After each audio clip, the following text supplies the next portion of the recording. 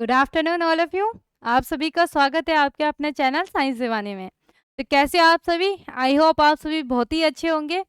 जैसे कि आज की क्लास में हम पढ़ेंगे प्रोटीन्स के बारे में कि प्रोटीन क्या होता है या कौन से ऐसे प्रोटीन होते हैं जो जल में घुलनशील होते हैं, कौन से ऐसे प्रोटीन होते हैं जो जल में अघुलनशील होते हैं। आनुवंशिक कोड के बारे में पढ़ेंगे, उत्परिवर्तन के बारे में, काफ़ी कुछ आज हम यहाँ पे वर्क सीरीज भी आज की क्लासेस में कंप्लीट हो जाएगी। ठीक है, तो हेडिंग में डालना आप विटामिन, और आज की जो दूसरी हेडिंग होगी वो भी होगी आपके पास में work series, board examination related question series. पहला देखते हैं हम, आपके पास में पहला क्या है, जल में घुलनशील विटामिनों के नाम लिखिए। देखो इंपॉर्टेंट है भाई, थोड़ा ध्यान से देखना। ठीक है, दूसरा क्वेश्चन किस प्रकार से पूछेगा, विटामिन ए तथा विटामिन सी का रासायनिक नाम और सूत्र बताइए। रक्त के स्कंदन के लिए कौन सा विटामिन सहायक होता है। ठीक है, क्या बोल रहा है यहाँ पे आपके पास में कि रक्त के स्कंदन के लिए कौन सा विटामिन सहायक होता है, तो विटामिन यहाँ पे हेडिंग डाल देना। ठीक है, विटामिन शब्द का प्रयोग सर्वप्रथम 1912 में कासिमिर कासिमिर फंक, ठीक है, क्या है आपके पास में, काश्मीर फंक, फंक याद रखना बस। 1900 किसने करा था भाई, विटामिन शब्द का सर्वप्रथम प्रयोग करा था आपके पास में 1912 में काश्मीर फंक ने किया था। ये उच्च अणुभार युक्त जटिल कार्बनिक अणु होते हैं जिनकी अत्यंत अल्प मात्रा शरीर को स्वस्थ रखने के लिए आवश्यक होती है। ठीक है, इसको थोड़ा आवश्यक लिख लेना है ना, यहाँ पे थोड़ा सा टाइपिंग मिस्टेक हो रखी है, इसको क्या लिखोगे, आवश्यक लिख देना। ठीक है, इसको क्या लिखोगे, आवश्यक।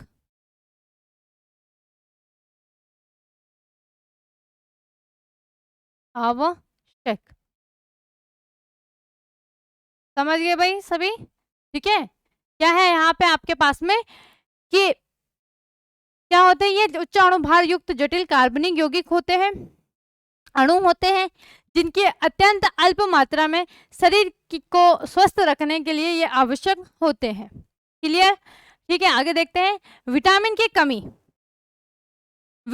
कमी से शरीर में विभिन्न प्रकार से रोग उत्पन्न हो जाते हैं हमारे पास में। जैसे आपके पास में आपने सुना होगा, विटामिन ए की कमी से रतूंदी होती है, विटामिन बी की कमी से बेरी होता है, विटामिन सी से स्कर्वी होता है, विटामिन डी से रिकेट्स होता है ना।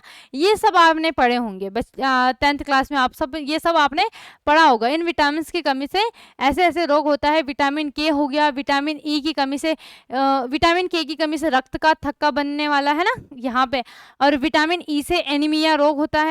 ठीक है, क्लियर? विटामिनों का वर्गीकरण, ठीक है, तो विटामिनों का वर्गीकरण दो प्रकार से किया गया। एक है आपके पास में जल में घुलनशील विटामिन, दूसरा है वसा में घुलनशील।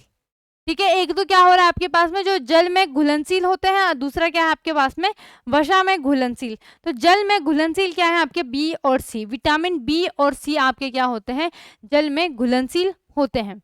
और vitamin A, vitamin D, vitamin E, vitamin के और विटामिन एच ये वसा में घुलनशील होते हैं।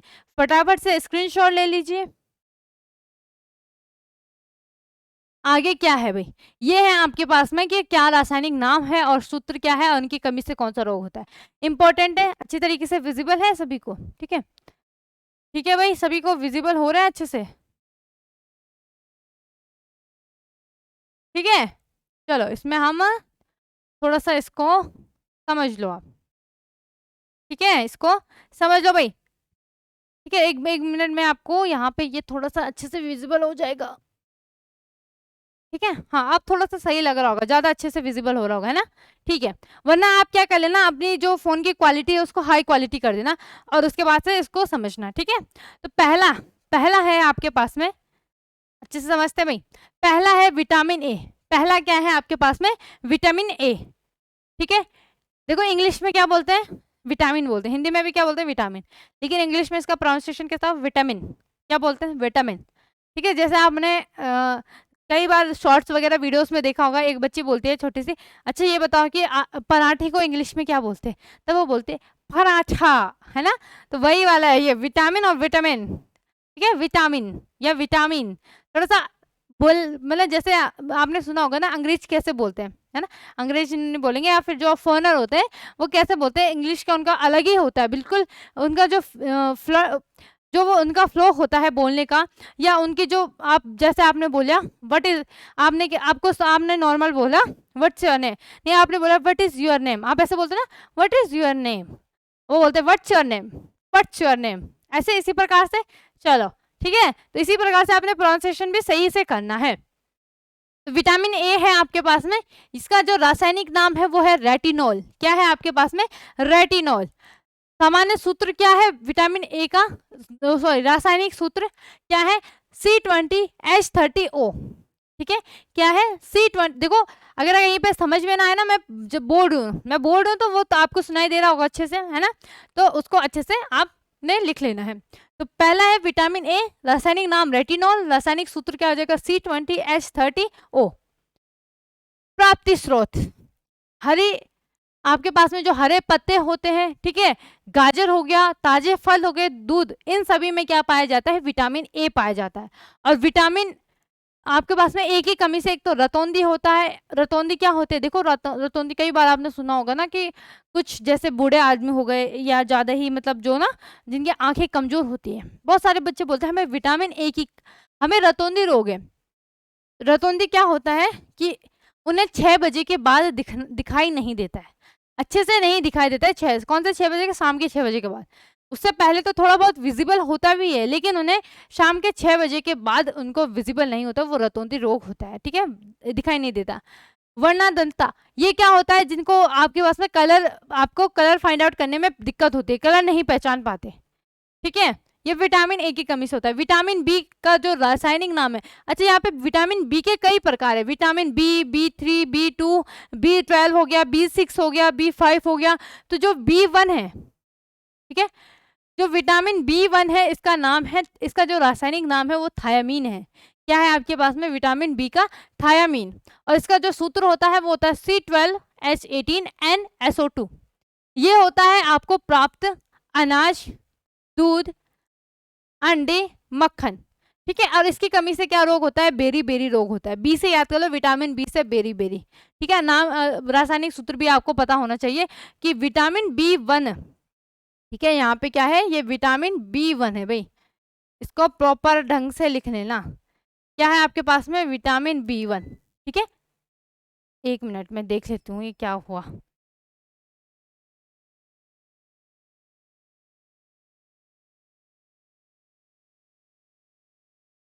थोड़ा सा यहाँ पे इलेक्ट्रिसिटी की वजह से ये दिक्कत हो गई भाई। ठीक है, चलो देखते हैं हम इसको।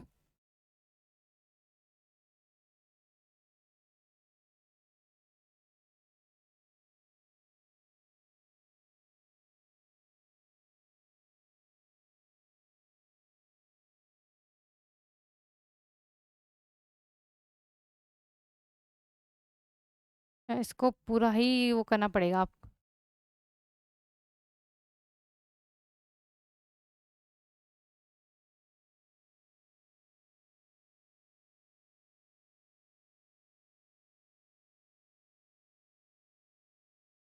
तब तक आप लिखो यहाँ पे आपके पास में क्या क्या था भाई। चलो यहाँ से फिर से स्टार्ट करते हैं हम। स्टार्ट मतलब हो गया था ये, ठीक है, ये तो हो गया था ना सबका, ये सबका हो गया था भाई। ठीक है, तो यहाँ पे घुलनशील क्या हो गया आपके पास में? BC हो गया। और यहाँ पे जल में, सॉरी वसा में कौन सा हो गया घुलनशील आपके पास में? वसा में कौन सा घुलनशील हो गया आपका? ADKH। ठीक है, हाँ, तो यहाँ पे थे हम। तो यहाँ पे क्या हो गया आपका? बी का क्या हो गया? बी पढ़ लिया था हमने। ठीक है, आगे बढ़ते हैं यहाँ पे सी का जो रासायनिक नाम होता है वो होता है एस्कॉर्बिक अम्ल। ठीक है, रासायनिक नाम क्या होता है इसका? एस्कॉर्बिक अम्ल। ठीक है, क्या होता है इसका नाम? एस्कॉर्बिक अम्ल। क्लियर हो गई बात? ठीक है, फॉर्मूला क्या होता है? C6H8O6। प्राप्ति स्रोत मौसमी। ठीक है, मौसमी आपको पता होगा ना, माल्टा, मौसमी वगैरह, नींबू, आंवला, ऑरेंज, जो जो बोलते हैं आप। ठीक है, ठीक है, नींबू से भी हमारा विटामिन सी आपने सुना होगा, बहुत बार बोलते हैं कि हाँ हमें विटामिन सी की कमी हो रही है ना, विटामिन सी से हो रहा है हमें। ठीक है, तो वो कहाँ मिलता है? सबसे ज्यादा आपका प्राप्त होता है आंवला, नींबू वगैरह में। ये क्या होता है आपके पास में? विटामिन सी के प्राप्ति स्रोत हैं ये। विटामिन सी की कमी से क्या होता है आपके पास में? स्कर्वी रोग होती है। ठीक है, विटामिन सी की कमी से क्या होता है? स्कर्वी। विटामिन डी की बात करें कि विटामिन डी का जो रासायनिक सूत्र है वो है आपके पास में कैल्सीफेरोल। ठीक है। विटामिन डी का क्या है, कैल्सीफेरोल। फॉर्मूला क्या है, अणुसूत्र क्या है इसका, रासायनिक नाम, रासायनिक सूत्र सॉरी, C28 क्या है आपके पास में, C28H44O, ये है आपके पास में, ठीक है, विजिबल है। C28H44O, ये कहाँ से प्राप्त होता है, ये तो आपको अच्छे से पता होगा, ये प्राप्त होगा आपको सनलाइट, प्रकाश से प्राप्त होता है भाई, ये आपको प्राप्त होता है प्रकाश से, सनलाइट, ठीक है। ये कहाँ से प्राप्त होता है, आपको प्रकाश से प्राप्त होता है। इसकी कमी से आपके पास में क्या क्या होता है, रिकेट्स होता है, सूखा रोग होता है। क्लियर। बात करें अगर विटामिन एफ की, तो विटामिन एफ का जो आपका रासायनिक नाम होता है वो होता है टोकोफेरोल, ठीक है। और विटामिन डी का कैल्सीफेरोल, इसका टोकोफेरोल होता है, ठीक है। कई बच्चे विटामिन डी और एफ में कंफ्यूज हो जाते हैं कि टोकोफेरोल है कि आपके पास में कैल्सीफेरोल है। तो विटामिन डी का कैल्सीफेरोल है, विटामिन एफ का क्या है, टोकोफेरोल। बात करें अगर इसके रासायनिक सूत्र की, तो ये है आपके पास में C29H50O2। क्लियर। कहाँ से प्राप्त होता है, फलों, बादाम, किसी को अगर ये सब विटामिन की कमी है तो ये सब लेना भाई, प्राप्ति स्रोत वाला ये सब ले लेना है ना। फलों बादाम से होता है, काजू से होता है, दूध, ठीक है। बंधता रोग, मुख्यतः बालों व त्वचा संबंधी बंधता रोग आपके पास में, अब मैं कैसे बताऊं, बंधता रोग मतलब आपने सुना होगा या आपने नॉर्मल टीवी वगैरह में देखा होगा कि बंधता रोग क्या होता है, जैसे किसी के बच्चे नहीं हो रहे इस टाइप से, ठीक है, वो बंधता रोग हो जाता है, ठीक है। मुख्यतः कहाँ होता है, क्या होता है, ये बालों व त्वचा संबंधी रोग है आपके पास में, ठीक है। तीसरा है आपके पास में के फाइलोक्विनोन, ठीक है, फाइलोक्विनोल, ठीक है। तीसरा नहीं, विटामिन के का क्या होता है आपके पास में, फाइलोक्विनोन, ये इसका क्या होता है, रासायनिक नाम होता है। अगर हम बात करें इसके रासायनिक सूत्र की, तो ये होता है आपके पास में C31H46O2, और ये कहाँ से प्राप्त स्रोत क्या है, दूध, अंडे, घी, मक्खन, फल, अनाज, और क्या है, कमी का कारण क्या है इसका, रक्त का स्कंदन। आगे विटामिन एच, बायोटीन, C30H48O2, फलों, सब्जी, दूध। अगर आप इसमें एक चीज देखो ना, आपके दूध हर उसमें होते, तो दूध पिया करिए भाई, दूध से आपको आपके सारे यहाँ पे आपके जो विटामिन है उनकी कमी पूरा करता है, प्रोटीन की भी कमी दूध पूरा करता है, ठीक है। फलों, सब्जी, दूध, त्वचा संबंधी रोग होता है, बाल संबंधित रोग होता है आपके विटामिन एच की कमी से। क्लियर हो गई बात, ठीक है। फटाफट से इसका स्क्रीनशॉट ले लो।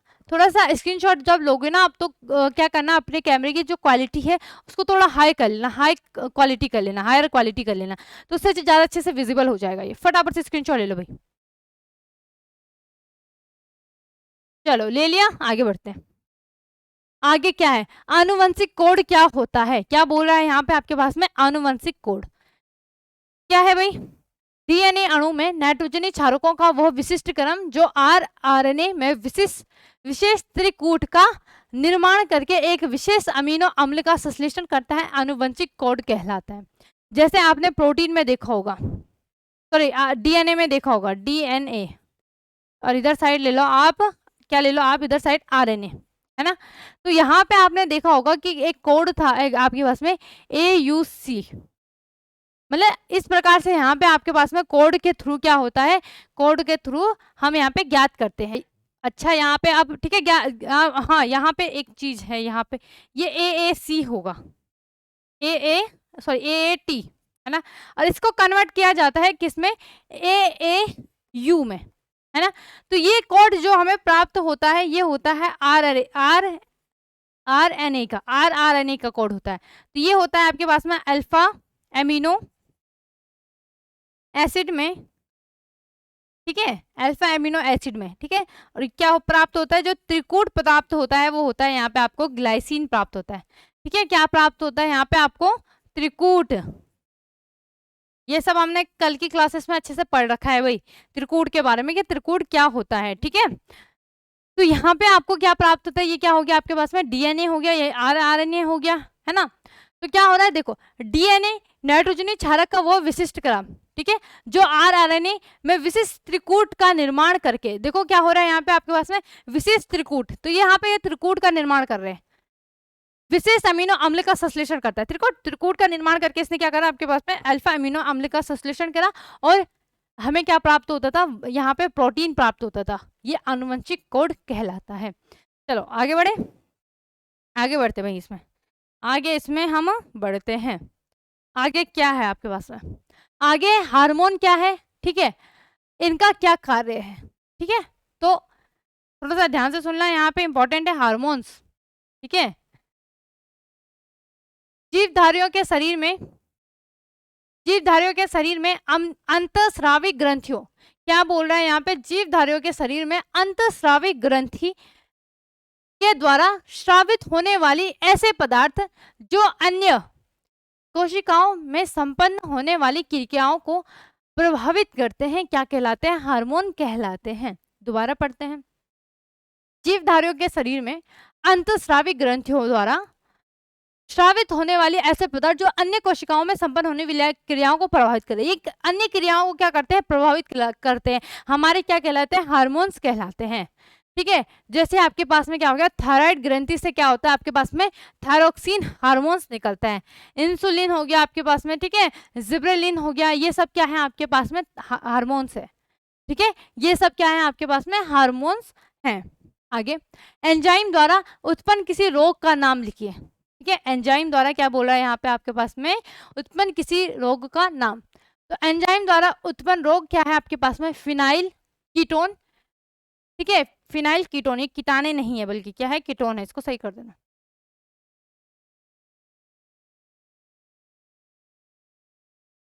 क्या है आपके पास में, कीटोन, ठीक है, अच्छे से विजिबल है,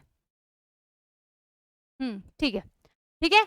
एंजाइम द्वारा उत्पन्न रोग क्या है आपके पास में, फिनाइल कीटोन यूरिया है, ठीक है, कि जो एंजाइम है इसके द्वारा कौन सा रोग उत्पन्न हो रहा है यहाँ पे, फिनाइल कीटोन यूरिया है, जो फिनाइल एनिलीन, ठीक है, जो क्या कर रहा है आपके पास में, फिनाइल एनिलीन हाइड्रोक्सिलिक हाइड्रोक्सिलेज द्वारा एंजाइम द्वारा, सॉरी, क्या है आपके पास में कि जो आपके पास में एंजाइम द्वारा कौन सा रोग उत्पन्न हो रहा है, ये हो रहा है आपके पास में फिनाइल कीटोन यूरिया, जो फिनाइल एनिलीन हाइड्रोक्सिलेज द्वारा एंजाइम नाम एंजाइम द्वारा उत्पन्न होता है। ये आपके पास में बस इतना ही, इसमें पता क्या याद रखना, केवल ये याद रखना कि ये क्या होता है आपके पास में, एंजाइम द्वारा कौन सा रोग उत्पन्न होता है, आपका फिनाइल कीटोन यूरिया। आगे बढ़े भाई, आगे देखते हैं इसमें आगे क्या है। आगे है सिकेल सेल एनीमिया क्या है, ठीक है, सिकेल सेल क्या है आपके पास में, एनीमिया क्या है, तो यह हीमोग्लोबिन में एमिनो अम्ल के क्रम में अनियमितता के कारण उत्पन्न होता है। देखो आपके पास में एनीमिया से एक चीज याद रखना कि खून की कमी से क्या होता है, एनीमिया रोग होता है, ठीक है, खून की कमी से, खून की कमी से उत्पन्न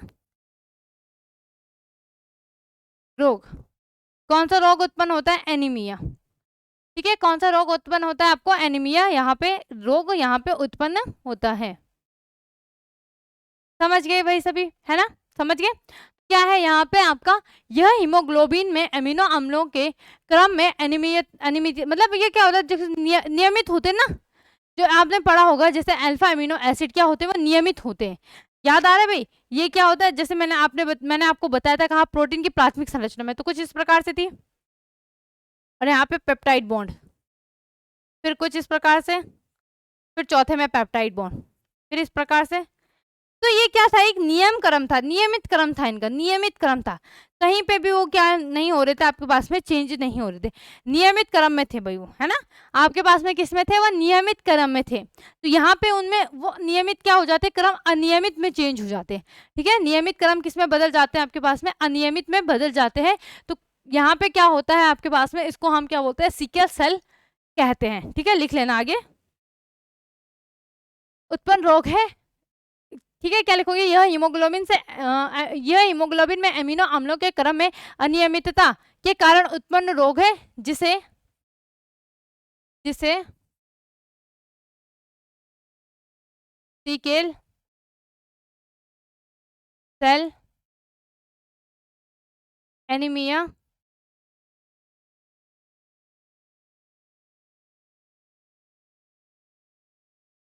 कहते हैं। क्लियर हो गई बात, समझ गए भाई सभी, आगे बढ़े।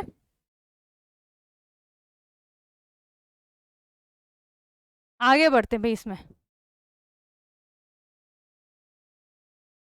एक मिनट, एक मिनट।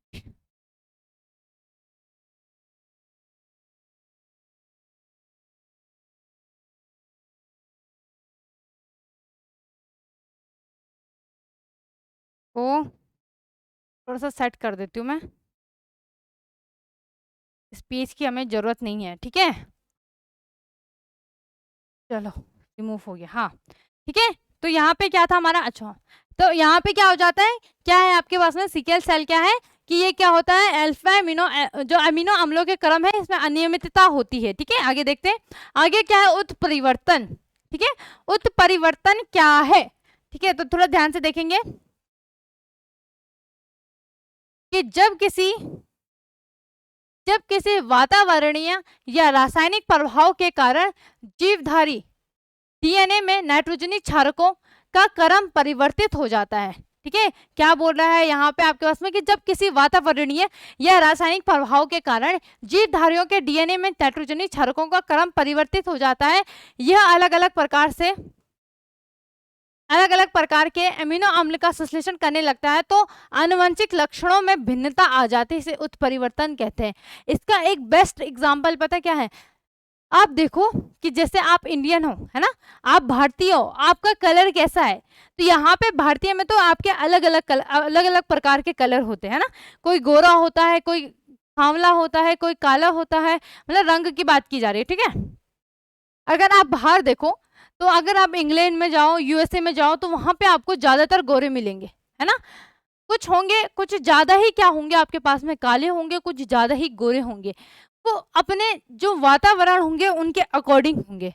या अगर हम एक एग्जाम्पल लें, आपको पता है जब आपका वर्ल्ड वॉर हुआ था द्वितीय, तो उसमें क्या करा था भाई, नागासाकी और कहाँ पे, दूसरी एक और जगह थी, नागासाकी और दूसरा मुझे ध्यान नहीं आ रहा, वहां पे परमाणु बम गिराए गए थे, है ना। हिरोशिमा और नागासाकी, है ना।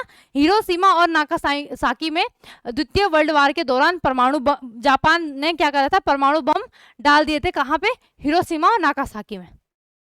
जापान ने नहीं, सॉरी, जापान में डाले थे शायद से, ध्यान नहीं आ रहा, पर दो जगह है, एक को 6 अगस्त और एक 9 अगस्त को इन दोनों जगह में क्या डाला था, परमाणु बम डाले थे। एक डाला था आपका हिरोशिमा में, एक नागासाकी में। ठीक है, तो वहां पे अगर आप देखो, तो वहां पे जब परमाणु बम गिरा तो बहुत सारे क्या हो गए वहां पे, मतलब वहां पे बहुत सारी बीमारियां उत्पन्न हो गई। तो वो बीमारियां उसी टाइम पे, चलो, एक तो ऐसा होता नहीं कि हाँ इनकी पूरी पीढ़ी मर गई तो वो वहीं पे खत्म, लेकिन वहां पे क्या हुआ कि जब वो परमाणु बम के कारण कई सालों के, मतलब उनके जो उनको रोग उत्पन्न होने लगे, नए नए रोग उत्पन्न होने लगे, तो उनके जब बच्चे हुए तो उनमें भी कोई विकलांग पैदा हो रहा है, किसी की आंख कैसी है, किसी की नाक कैसी है, वो सब किस वजह से हो रहा है, क्योंकि उनके पेरेंट्स तो नहीं थे ऐसे, पेरेंट्स तो थोड़ा ठीक है, लेकिन जो वहां पे परमाणु बम गिराए गए थे, वो वहां पे एक वातावरण, एटमॉस्फेयर ही वहां पे ऐसा उत्पन्न हुआ था, उसकी वजह से क्या हुआ,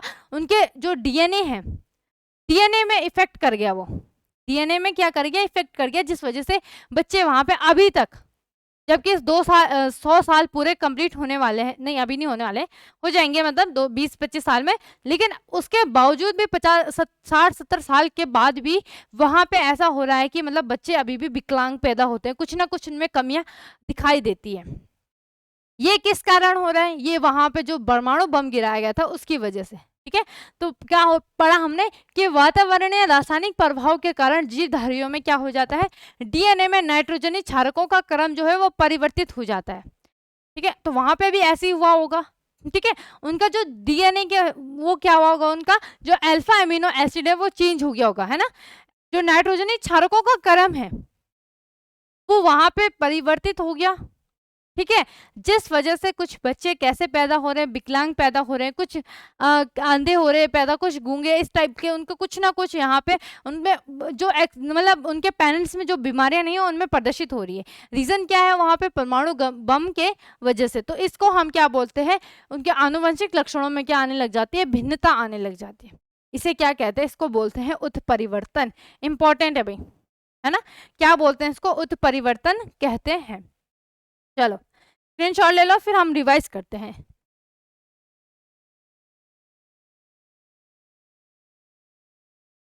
चलो रिवाइज कर लिए, ले लिया स्क्रीनशॉट, रिवाइज कर लेते भाई। है ना।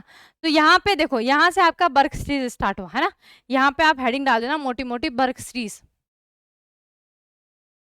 ठीक है, यहाँ पे आज की हेडिंग होगी आपकी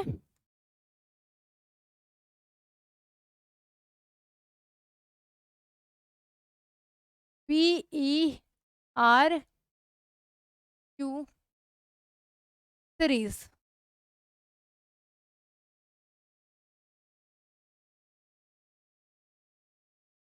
ठीक है, यहाँ से आपकी क्या हो गई, बर्क सीरीज स्टार्ट हो गई। ठीक है, ये बर्क सीरीज है आपके पास में। ठीक है, यहाँ से आपकी क्या होती है, बर्क सीरीज स्टार्ट हो गई भाई, ये क्वेश्चन। चलो स्टार्टिंग से रिवाइज करते हैं। तो विटामिन के बारे में पढ़ा हमने कि विटामिन शब्द का प्रयोग सबसे पहले 1912 में फंक ने किया था, है ना। किसने करा था आपके पास में, फंक ने करा था। कब करा था, 1912 में। ठीक है, तो विटामिन क्या होता है हमारे पास में कि ये क्या होते हैं, उच्च अणुभार युक्त आपके पास में क्या होते हैं, जटिल कार्बनिक यौगिक होते हैं। क्या है आपके पास में, उच्च अणुभार युक्त जटिल कार्बनिक यौगिक है, जिनकी अत्यंत अल्प मात्रा में शरीर में हमें इनकी आवश्यकता होती है। और अगर हम इनकी कमी से और इनकी अधिकता से हमें क्या होने लग जाते हैं, यहाँ पे रोग उत्पन्न हो जाते हैं। ठीक है, शरीर की कमी से हमारे पास से विभिन्न प्रकार के रोग उत्पन्न हो जाते हैं। ठीक है, विटामिन का वर्गीकरण दो प्रकार से किया गया है। एक, विटामिनों का घुलनशीलता के आधार पर इनका वर्गीकरण किया गया है। समझ गए भाई। ठीक है, एक क्या है आपके पास में, एक है जल में घुलनशीलता और एक है वसा में घुलनशीलता। ठीक है, जल में घुलनशीलता, दूसरा क्या है, वसा में घुलनशीलता। तो जल में कौन कौन से घुलनशील, आपका विटामिन बी और विटामिन सी आपके जल में घुलनशील होते हैं। और वसा में कौन कौन से घुलनशील होते हैं आपके पास में, vitamin A, vitamin D, vitamin E और विटामिन के और विटामिन एच, ये क्या होते हैं, वसा में घुलनशील होते हैं। ठीक है, अब हम vitamin B, A B C D E F H के बारे में यहाँ पे देखेंगे। ये रहा भाई। ठीक है, तो विटामिन ए का जो रासायनिक नाम है वो रेटिनॉल है। ठीक है, इसकी कमी से क्या होता है, रतौंधी रोग उत्पन्न होता है। प्राप्ति स्रोत इसके क्या है, शुगर, क्या क्या होगी, सॉरी शुगर नहीं, गाजर हो गया।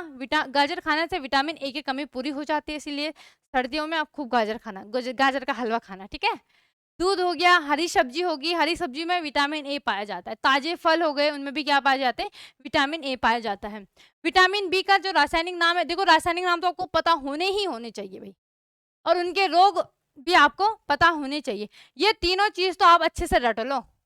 क्या, एक तो विटामिन के रासायनिक नाम और विटामिन की कमी से उत्पन्न होने वाले रोग। Vitamin B thiamine beriberi रोग होता है। विटामिन सी एस्कॉर्बिक अम्ल, एस्कॉर्बिक एसिड, एस्कर्वी रोग होता है। एस एस याद रख लेना, विटामिन सी, स डी कैल्सीफेरोल, इससे रिकेट्स होता है। ठीक है, रिकेट्स सूखा रोग।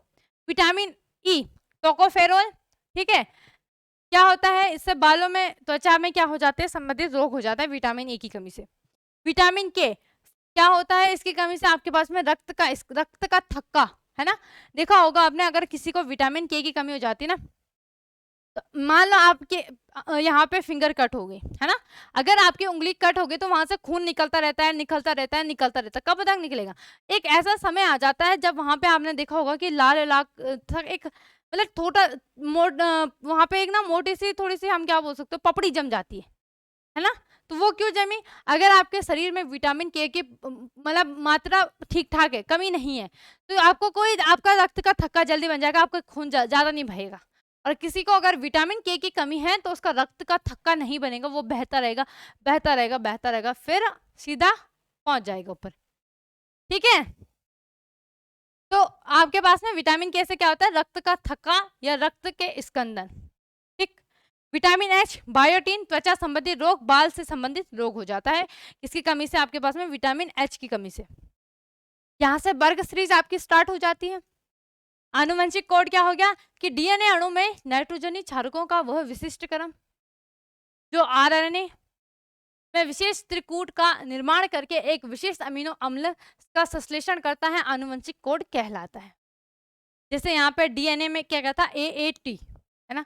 आपको पता है डीएनए का क्या होता है, डीएनए में क्या होता है भाई, इसमें होता है ATGC। ये क्या होता है आपका, डीएनए में होता है। ये 4 नाइट्रोजनी क्षारक आपके किस में होते हैं, डीएनए में होता है। और आरएनए में क्या होता है, आरएनए, आरएनए में आपके पास में क्या होता है, AUGC, ये 4 है। यहाँ पे आपके पास में क्या होता है, नाइट्रोजनी क्षारक, किसके, ये डीएनए में होते हैं, ये आपके पास में आरएनए में होते हैं। आगे हार्मोन, मैंने आपको बता दिया हार्मोन्स क्या होते हैं कि जीवधारियों के शरीर में अंतस्रावी ग्रंथि के द्वारा स्रावित होने वाले ऐसे पदार्थ जो अन्य कोशिकाओं में संपन्न होने की क्रियाओं को प्रभावित करते हैं, हार्मोन कहलाते हैं। थायराइड में थायरोक्सिन, देखो ये एग्जांपल आपको याद होने चाहिए, है ना। अगर आपने इतनी डेफिनेशन लिख दी, एग्जांपल लिख दे, बहुत अच्छी बात है। चलो आगे, एंजाइम द्वारा हमें क्या, कौन सा रोग उत्पन्न होता है, फिनाइल कीटोन यूरिया, यहाँ पे आपका ये रोग यहाँ पे उत्पन्न होता है। समझ गए भाई। सिकल सेल एनीमिया क्या है, हीमोग्लोबिन की में आपके पास में क्या होता है, अमीनो अम्लों के क्रम में अनियमितता, मतलब वो क्या हो जाता है, जो नियमित उनका रूप होता है वो चेंज हो जाता है, परिवर्तित हो जाता है ना। नियमित जैसे हमारा मतलब हमने मान लिया यहाँ पे A B, फिर ये क्या चला A B, ये कुछ इस प्रकार से चल रहा है यहाँ पे A B है ना, A plus B minus, A plus B minus, ठीक है। ये कुछ रोग यहाँ ये चल रहा है आपके पास में B minus, A plus B minus, ये इस प्रकार से चल रहा है ना, ठीक है। लेकिन यहाँ पे क्या हुआ, अब जब हमारे हीमोग्लोबिन में एमिनो अम्ल का क्रम चेंज हो गया, ये कुछ इस प्रकार से पहले हुआ, ये A प्लस B माइनस, फिर आपका फिर B माइनस A प्लस, ठीक है, A plus sorry B minus, और यहाँ पे A प्लस, फिर A प्लस, फिर B माइनस, फिर A प्लस, फिर B माइनस, फिर A प्लस, फिर आपके पास में A प्लस आ गया। कुछ इस प्रकार से यहाँ पे ये क्रम क्या हो गया, इनका परिवर्तित हो गया, चेंज हो गया, है ना। क्या हो रहा है यहाँ पे, ये क्रम ही क्या हो गया, हीमोग्लोबिन में अल्फा एमिनो का चेंज हो गया, एमिनो अम्ल का, है ना। तो अनियमितता यहाँ पे हमें प्रदर्शित हो रही है, तो इसे हम क्या बोलते हैं, जिसे हम क्या बोलते हैं, सिकल सेल में एनीमिया कहते हैं। और एनीमिया, खून की कमी से हमें क्या रोग उत्पन्न होता है, एनीमिया होता है। क्लियर। उत्परिवर्तन क्या है, जब किसी वातावरणीय या रासायनिक प्रभाव के कारण जीवधारी के जो डीएनए है, डीएनए में नाइट्रोजनी क्षारकों का जो क्रम है वो परिवर्तित हो जाता है, यह अलग प्रकार के अल्फा एमिनो अम्ल का संश्लेषण करने लग जाता है ना। ये अलग प्रकार से क्या उन वातावरणीय प्रभाव के कारण ये क्या करने लग जाता है, आपके पास में भिन्न प्रकार से क्या करता है भाई, एमिनो अम्लों का क्या करने लग जाता है, संश्लेषण करने लग जाता है, जिस वजह से तत्पश्चात आनुवंशिक लक्षणों में भिन्नता यहाँ पे उत्पन्न हो जाते हैं, इसे हम क्या बोलते हैं, उत्परिवर्तन कहते हैं। और इसी के साथ साथ आपका 12th क्लास की केमिस्ट्री का कोर्स कंप्लीट हो चुका है, ठीक है, ठीक है भाई। इसी के साथ साथ आपके जो आपकी क्लास 12th की केमिस्ट्री है, इसका कोर्स आपका कंप्लीट हो चुका है, ठीक है, समझ गए भाई साहब। इसका आपका यहाँ पे क्लास 12th की केमिस्ट्री का कोर्स कंप्लीट हो चुका है। अब आपका काम क्या है, आपने अच्छे से रिवीजन करना है। देखो आपके पास में केवल 10 चैप्टर है, एक ऐसा भी आपका टॉपिक नहीं होना चाहिए जो छूट जाए, ठीक है। एक ऐसा भी आपके पास में टॉपिक नहीं होना चाहिए जो आपके पास में छूट जाए, कहीं पे आपको दिक्कत आ जाए, वरना फंस जाओगे। क्योंकि पहले 16 चैप्टर के अकॉर्डिंग आपके यहाँ पे कितने नंबर का, 80 नंबर का पेपर बनता था, है ना। तो यहाँ पे अलग अलग चैप्टर का वहां पे उस टाइम पे अलग अलग वेटेज था। अब यहाँ पे केवल आपके पास में 10 चैप्टर है और 10 चैप्टर से 80 क्वेश्चन बनने हैं। तो ये मान के चलो मोटा मोटा कि एक चैप्टर से कम से कम आपका 8 या 10 नंबर का बनेगा ही बनेगा। एक चैप्टर से आपके पास में 8 या 10 नंबर का बनेगा ही बनेगा। तो कोई भी चैप्टर स्किप मत करना, कोई भी टॉपिक स्किप मत कर देना, है ना। ऐसा नहीं कि आप बोलो कि हमने ये छोड़ दिया, ये नहीं आएगा। एक एक नंबर आपके लिए बहुत महत्वपूर्ण है, ठीक है। जब एक एक नंबर से आपकी मेरिट रुक जाती है, और अगर आपके 95 प्लस आ गए, हर सब्जेक्ट में आपने बहुत अच्छा स्कोर कर रखा है, तो ये आपके लिए बहुत अच्छा होगा। और अब आपको पता है आपको आराम से आपको क्या मिल सकता है, फिर आपके अब जब आपने 12th क्लास अच्छे से पढ़ी होगी ना, फिर आपको पता है अब क्या होता है, CUET का फॉर्म भरना होता है, फिर उसके बाद कॉलेज में तब एडमिशन मिलता है। ऐसे नहीं मिलता भाई, ऐसे नहीं मिलता। पहले क्या होता था कि चलो मेरिट के हिसाब से मेरिट लगती थी कॉलेजों में, उसके हिसाब से काउंसलिंग के हिसाब से हमें एडमिशन मिल जाता था। लेकिन अब ऐसा बिल्कुल नहीं है, अब आपका CUET का फॉर्म होता है, ठीक है, और उसके हिसाब से आपने क्या भरना होता है, आपका पेपर होता है, ठीक है भाई। और अच्छे से, इसीलिए आप अच्छे से अपना बेस क्लियर करते जाओ। अगर बेस क्लियर नहीं है तो दिक्कत हो जाएगी, फंस जाओगे भाई। तो ऐसे काम बिल्कुल मत करना। देखो, नंबर ऐसा नहीं सोचना कि बस रट लो नंबर लाओ, ऐसा बिल्कुल नहीं। नॉलेज रखो। और एक देखो, अभी 12th में हो आप, एक ऐसा सब्जेक्ट जरूर बनाओ जिसमें आपकी पकड़ मजबूत हो, और उस सब्जेक्ट में आप इतना, आपको इतनी नॉलेज हो कि क्या ही बात, क्या ही बोले। मतलब काफी कुछ उसमें आपको एक ऐसा सब्जेक्ट पकड़ लो भाई कि जिसमें आपको कुछ अच्छी, बहुत ज्यादा नॉलेज हो, आपका फेवरेट सब्जेक्ट जो है उसको लेके, है ना। तो आपका, आपके लिए अब आप खुश हो जाओ, है ना। आपके क्या हो गया भाई, आपका जो कोर्स है 12th क्लास का, बच्चे पूछ रहे थे जब मैंने अप्रैल में ज्वाइन करा था कि हाँ क्या कर दोगे कर दोगे, तो आपकी देखो ये पॉसिबल कब हुआ, जब मैंने आपकी रोज क्लासेस ली। अदरवाइज अगर आपकी क्लासेस कहीं पे स्किप हो जाती तो आपके लिए ना ही अच्छा था, है ना, ना ही मतलब इतना जल्दी कोर्स कंप्लीट नहीं होता। और ये एक भी क्लासेस आपके ऐसे नहीं है कि ये आपका आउट ऑफ सिलेबस का आपका टॉपिक लाया गया, सारा ये है आपका न्यू एनसीईआरटी के अकॉर्डिंग आपको हर एक टॉपिक कराया गया है। एक टॉपिक भी मैंने यहाँ पे छोड़ा नहीं है, हर चीज करा रखी है, और कॉन्सेप्ट भी करवा रखे हैं अच्छे से, और क्या करा रखा है, एग्जाम्पल। ठीक है। पढ़ने के तरीका यहाँ पे आपके 2-3 हो सकते हैं। एक कि आपने पहले रट लिया, है ना, एक पढ़ के समझ लिया, और एक पढ़ के रट लिया, है ना। तो आई थिंक तीसरा वाला बेस्ट है, पहले अच्छे से समझ लो फिर रट लो, ये सही रहेगा, है ना। खैर, आप लोगों ने क्या करना है, अच्छे से पढ़ाई करनी है, अच्छे से मेहनत करनी है। हाँ, अपने हाफ ईयरली के मार्क्स आपने मुझे जरूर कमेंट में बता देना है ना। अपने हाफ ईयरली के कोर्स के अकॉर्डिंग अपना सिलेबस देख लेना, अपने चैप्टर देख लेना, और वहां पे मुझे बता देना मेरे इतने मार्क्स आए, मेरे इतने मार्क्स आए, केमिस्ट्री में इतने से इतने आए, जरूर बता देना भाई। ठीक है। तो आप, अगर किसी को कोई भी डाउट हो तो आपके लिए कमेंट सेशन हमेशा ओपन रहेगा, आपको विद इन 24 आवर्स में आपका रिप्लाई आपको जरूर मिल जाएगा। तो फिलहाल आज के लिए हम इतना ही रखते हैं। अब हम आपका आपका क्लास 12th की केमिस्ट्री कंप्लीट हो चुकी है। अब आपसे फाइनली अलविदा लेते हैं। कोई भी डाउट होता है तो आप कमेंट में आप कमेंट कर सकते हो, मैं आपसे डायरेक्ट क्या करूँगी, आपको डायरेक्ट आंसर दूंगी, आपका जवाब दे दूंगी। ठीक है। फिलहाल आज के लिए इतना ही रखते हैं, मिलते हैं नेक्स्ट डे। नेक्स्ट अब तो पता नहीं कब मिलेंगे, जैसे चलो देखते हैं, कोशिश करूंगी आपके लिए लाइव क्लास लाने की। ठीक है। तो आज के लिए फिलहाल इतना ही, धन्यवाद।